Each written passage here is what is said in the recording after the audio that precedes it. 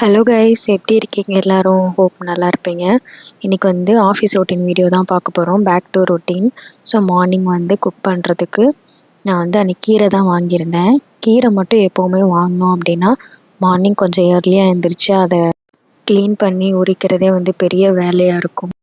அதுக்கு தான் நான் மோஸ்ட்லி வந்து கீரை வீக் டேஸில் வாங்குறதில்ல. ஸோ அன்னைக்கு வந்து அரைக்கீரை தான் வந்து வாங்கியிருந்தேன். வெளியவே நல்ல ரெயின். சரி, கீரை வாங்கியாச்சு, அது ரொம்ப நாள் வச்சுருந்தா வேஸ்ட் ஆயிரும் அப்படின்ட்டு அன்றைக்கி கீரை தான் வந்து செஞ்சிட்ருந்தேன். அரைக்கீரை தான் அன்றைக்கி நான் வந்து ஆஞ்சிட்ருந்தேன். நேட்டிவ்லாம் போயிட்டு வந்துட்டு இந்த மாதிரி back to cooking, back to office போகிறதுலாம் ரொம்ப கஷ்டம். நான் இப்போலாம் பிரேக்ஃபாஸ்ட்டுக்கு ஊர்லேருந்து எடுத்துகிட்டு வந்தேன்ல, அந்த உளுந்து, கருப்பு கவுனி அரிசி, அப்புறம் பச்சரிசி அதெல்லாம் வந்து வறுத்தது. அதுதான் வந்து நான் மார்னிங் கொதிக்கிற தண்ணியில் இதை போட்டுட்டு நல்லா வந்து லம்ஸ் விடாமல் நம்ம கிண்டணும். அதுதான் நான் டெய்லி மார்னிங் எடுத்துகிட்ருக்கேன். அது கூட ஒரு ஆப்பிளும் சாத்துக்குடியும் அன்றைக்கி நான் சாப்பிட்டேன். அப்புறம் அன்றைக்கி லஞ்சுக்கு வந்து தக்காளி கூட்டு தான் நான் ரெடி பண்ணிகிட்ருந்தேன். அதுக்கு வந்து எப்பவும் போல் ஆயிலு, கடுகு, கருவேப்பிலை, அப்புறம் ஆனியன், இஞ்சி பூண்டு, அப்புறம் நான் வந்து 3 தக்காளியை வந்து மிக்சியில் நல்லா அரைச்சி எடுத்துக்கிட்டு அது கூடவே கொஞ்சம் தண்ணி, அப்புறம் மல்லிப்பொடி, கொஞ்சம் மிளகாய் பொடி சேர்த்து நல்லா கொதிக்க வச்சு இறக்குனோம்னா சூப்பராக இருக்கும் தக்காளி கூட்டு. இந்த மாதிரி ஒரு தடவை செஞ்சு பாருங்கள். நல்லா திக்னஸ் வர வரைக்கும் வெயிட் பண்ணி எடுத்தோன்னா நல்லாயிருக்கும் டேஸ்ட்டு. அதுக்கப்புறம் நான் போய் கிளம்பிட்டு லஞ்ச் பேக் பண்ணுறதுக்கு வந்துட்டேன். குக் பண்ணுறது கூட பெரிய விஷயம் இல்லைங்க. இந்த குக் பண்ணி முடித்ததுக்கப்புறம் இந்த விசில்ஸ்லாம் அங்கங்கே எடுத்து வச்சு இந்த கவுண்டர் டாப்பை க்ளீன் பண்ணுறது தான் பெரிய வேலையாக இருக்கும்.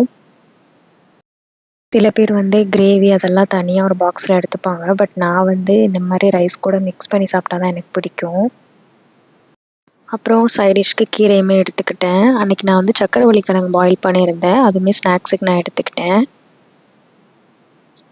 பஸ்ஸில் வந்து எனக்கு இங்கேருந்து சிறுசேரி போகிறதுக்கு 1 ஹவர் ஆகும். ஸோ நான் அப்போது பஸ்ஸில் போகும்போது நான் இந்த மாதிரி ஸ்நாக்ஸ்லாம் எடுத்துப்பேன்.